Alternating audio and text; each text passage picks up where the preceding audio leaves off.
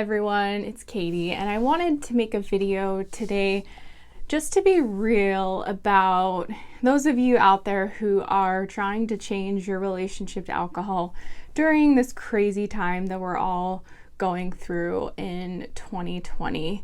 I want to make this video because I get emails from people almost every single day who have been on the Sinclair Method, and with everything that's happened this year, they're either kind of falling back on old habits and they're not taking the medication, or they're just drinking more, or they've lost their motivation, or they think maybe this method won't work. The stress of everything, they're kind of falling back on alcohol, all the kind of scenarios you can imagine. And I think there are so many people struggling with alcohol right now, whether or not they're on the Sinclair Method. And I wanted to just kind of talk today about, what my thoughts are, my humble opinion on kind of how to navigate this time when you really do deep down want to change your relationship to alcohol, and you don't want to turn to it anymore as a coping mechanism and as a habit, but yet you still are, just because it feels like the world is falling apart.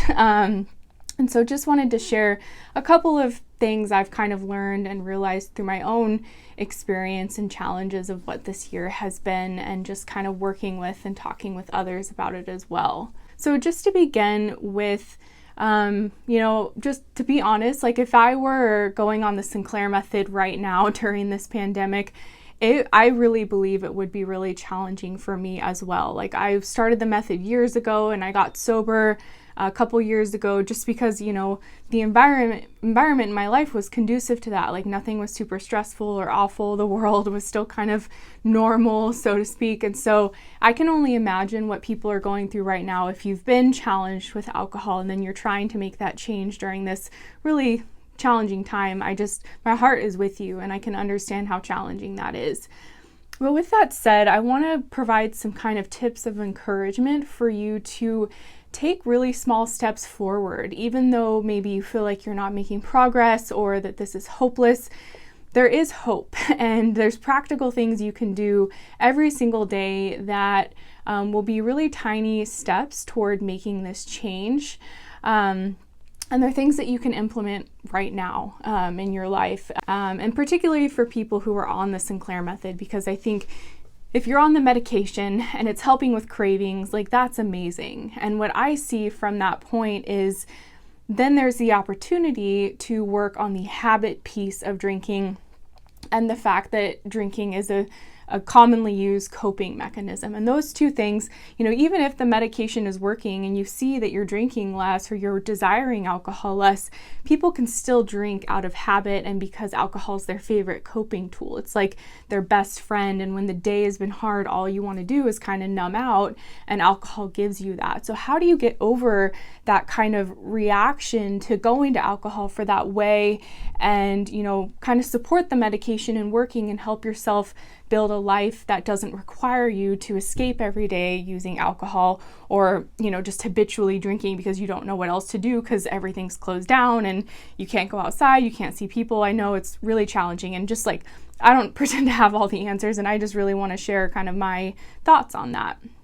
Because I too, we all have bad habits. Even though I don't drink anymore, sometimes I struggle with food to where I'll just eat tons of junk food or binge eat, and it doesn't make me feel good. And so I've actually been kind of applying and learning during this time of ways to kind of break these bad habits that I know are not serving me, yet I find myself kind of stuck in this rut. And so that's definitely not as bad as drinking alcohol, but trust me, I have been there. And so I think it could apply to the Sinclair Method and help people on that. So first of all, we have to become aware of the fact that when we're triggered to drink and we just kind of are on autopilot with our drinking, whether it's every night or you're starting during the daytime, whatever it is, our trigger that's causing us to want to drink is unconscious. And when it's unconscious, we are kind of just reacting to it without giving it a lot of thought. And so when you crave alcohol, it's like you automatically go drink it without even thinking much about it. And so the first step I think that can really help is, and again, this is just something you can start implementing in your life without changing your drinking routine too drastically, but just start noticing those triggers. Whenever you have that desire to drink, pause and ask yourself, where is this trigger coming from? What caused that trigger? And start keeping a running list of all of the things that trigger you to drink. And what that is going to do is that's going to bring these unconscious triggers that are just kind of controlling your life and telling you to keep drinking. It starts to bring them to conscious awareness, and that's where you have a choice to change that habit. And so if you start to become aware, like, wow, by 5 o'clock, I'm absolutely exhausted from working and taking care of my kids, or just stressed out from the day, that I need a drink. Okay, that's really useful information. Then what you can do from there is perhaps go back through your day, figure out how you can balance your energy in a way and your time so that you just don't find yourself totally depleted and exhausted at the end of the day, where all you want to do is numb out. And this is a process, and I'm not saying it's easy or a quick fix, but the more conscious awareness you can bring to this experience, the more you have the option to choose, as opposed to letting these behaviors or these triggers kind of control your behaviors throughout the day. So that's just one scenario. I know some people don't really have a choice. Like if you've got kids and you're working and life is crazy and you're like, how am I supposed to make my day less chaotic? Okay, then how can you incorporate in things that you can do to cope with that desire to escape or numb out that are not alcohol related? And I always tell people, before your first drink, try something else. Try having a cup of tea. Try taking yourself on a walk. Try listening to some music and just relaxing, or taking a bath, or exercising, or whatever feels good to you. Just give something else a try. Even if it's only for 15 minutes, just start intercepting that routine with something else. And over time, just by practicing this, that coping muscle will get stronger, and you will be able to have more control and more say over how you're responding to the stress or the burnout of day-to-day life. The second thing that I think can be really helpful is to pay attention to how you are identifying around your relationship to alcohol. Oftentimes we might get going on the Sinclair Method and have this goal to change our relationship to alcohol, and we realize, okay, I've got to take this pill to do so, but that's really all we do. And that's where people can get frustrated with this method and say, is it even working? And I think the biggest challenge there is that they have not yet changed who they are in relation to alcohol. And what I mean by this is, if someone is still identifying as like, oh, I'm someone who loves to drink, or I'm someone who really loves wine, or I'm someone who loves to unwind with alcohol every night, that person is still identifying, whether they're aware of it or not, as someone who loves alcohol and loves having alcohol in their life. What can be helpful instead is to really think about your ideal self. I think a lot of people go on this method and they want to be a moderate drinker. They want to be a drinker who has control. And so throughout your day, with every interaction you have with alcohol, whether it's a craving, or you're in the middle of drinking, or you're questioning whether or not to take the Naltrexone, or you've finished drinking for the night, or you're wondering, should I have that third or fourth drink? Just start asking yourself, what would a moderate drinker do? Or what would a normal drinker do? Or what would a healthy or health-conscious person do? And just by, again, bringing this unconscious behavior into your conscious awareness, it can really start to shift your behaviors over time. And not to say that this is going to be a quick fix and the one time you do it, everything's going to be different. These tips I'm really giving are things that you can incorporate today in your life without making any drastic change, that can really start to help you have success on a day-to-day basis and on the long term. So if every time you're drinking or before you drink, you start to ask yourself, what would a moderate drinker do? What would a healthy person do? The answer back to you could be, oh, they might have 2 glasses of wine tonight and then they might switch to tea, or they might save drinking until the evening as opposed to starting during the day. All of these things, that this identity of this person who you really do want to be, what they would do, can again influence your conscious awareness and really get you to start to think and act from that perspective, as opposed to just, oh, I need alcohol to escape whatever I'm going through right now. So start identifying as a person as the person that you want to be in the future, that you see your ideal self and your ideal relationship to alcohol as, and that can really start to influence your behavior. There's this book I'm reading, which is inspiring a lot of this video, called Atomic Habits by James Clear, and he gives an example in there of a friend of his who lost 100 pounds. And one of the biggest reasons she said was behind her success was just asking herself all day long, what would a healthy person do? What would a healthy person do? And this influenced her behavior by letting her take the stairs instead of the elevator, letting her make healthier choices with her food. And of course, there's going to be slip-ups here and there, but if you're constantly asking yourself that, it's going to start to become that little voice in your head that can say, is this really a good idea, or should you do something else? So that's tip number 2, is really start identifying as someone what your ideal self is, essentially, as it relates to your relationship with alcohol. And the third thing I want to talk about is kind of how we're setting goals when we get going on this method. Again, so often I think people have this goal of, I want to have a better relationship with alcohol. I want to drink at weddings or on the weekends, or save it for special occasions. And that's great to know where you want to be. And then they might have a general idea of what they need to do. So take this pill every time I drink. And then again, that's kind of where they stop. And if that's the only kind of place someone is starting, they do not have a solid foundation set in place in order to build from and continue growing and progressing from there. So what happens with some people is they kind of lose steam, or they burn out. Like if they don't see tons of success on this method for the first few weeks or few months, it's kind of like, oh yeah, I still have that goal, but this isn't really working. And so you just kind of fall into the old habit again. It's kind of like if someone had a goal of building a house, and so they just went to the store and got all the materials they thought they needed, the wood, the screws, the cement, the glass windows, they just kind of bought all this stuff and went to go build without having a plan or a foundation or a design in place. Sure, they might be able to build a house, but it's going to be really hard, and it's probably going to be messy, and it's going to take a lot longer.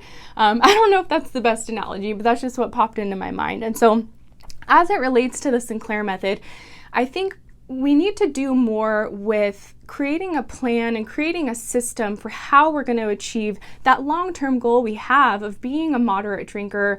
And yes, we're going to use the Naltrexone to get us there, but what else are we going to do to lay that foundation for success? And in my perspective, that really comes back to setting up systems or our daily habits that are really going to start to help us become, 1% better every single day. And so, as I've mentioned, just kind of these mindfulness habits of bringing these unconscious behaviors into our conscious awareness, that can be huge. Because if you are walking around identifying as someone who loves wine, but then at the same time you want to save it for special occasions, that's going to conflict you and burn you out, because you're going to have to use kind of willpower to achieve this goal that you have when you're not even in the right mindset of being that person you want to become.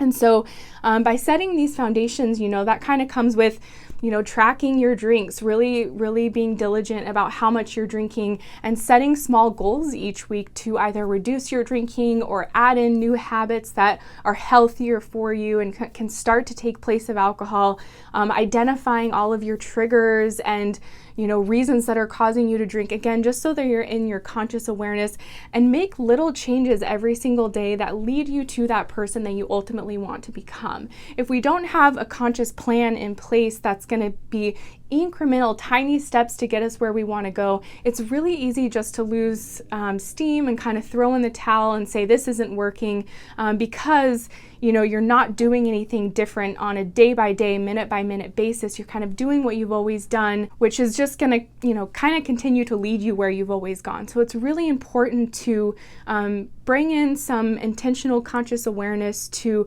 implementing this method into your life, and realize that it is not just about taking a pill. It is not just about how many drinks you're reducing every single week. It's really about changing your whole relationship and your whole world around how you relate to alcohol and the role that alcohol plays in your life.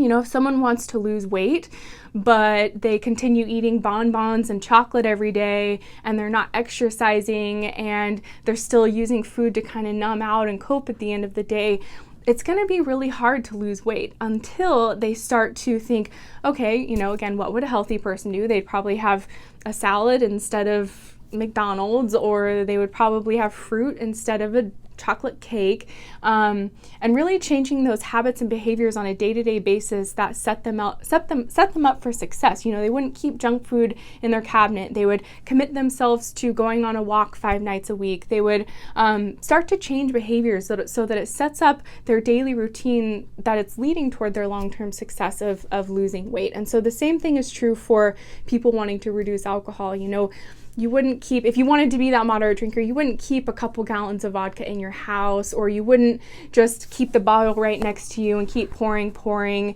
You would really want to start intercepting this behavior and doing different things on a daily basis to help you work toward your long-term goal. And I'm really, really big on doing tiny, small goals and tiny challenges for yourself on a day-to-day or week-to-week basis, because if we do too much all at once, it's kind of, I keep relating back to the diet, but it's relatable. But if someone goes on a crash diet and they're hardly eating, and sure, they might lose a bunch of weight, but often we always hear that they gain it all back and then some, because it's just this like significant change that's a shock to their system and it's not sustainable. And so just like with weight loss, I think with the Sinclair Method, it's more sustainable if you can set up this foundation for yourself so that, sure, you might still be drinking every day, but if you're taking naltrexone and you're becoming more mindful of what's causing you to drink, and you're trying to add in new habits like that are like going on a walk or taking better care of yourself or using other things to kind of unwind at the end of the day instead of alcohol, just kind of sprinkling these in on a regular basis with consistency and testing them out to see how it feels. That's how your foundation is going to continue to build, and your coping muscle is going to get stronger, and the habit of drinking every day or however often you are will start to fade away as you add in these new habits. And so I think that's all for me today. I really recommend the book Atomic Habits by James Clear. He's also got lots of videos on YouTube, but I think his book, even though it's not about changing your relationship to alcohol, it is about kind of bringing in good habits and changing bad ones. And he really gives some really practical tools that can help you through that. And, you know, we're in this day and age where if you're feeling like you're not motivated to do something, like you can go watch a video that will tell you how to get more motivated. You have the world of information at your fingertips. So if you're lacking motivation, if you don't know how to change your habits, if you're struggling with whatever, you know, seek out that information and inspiration so that you can at least get that knowledge kind of in your mind and plant those seeds for yourself.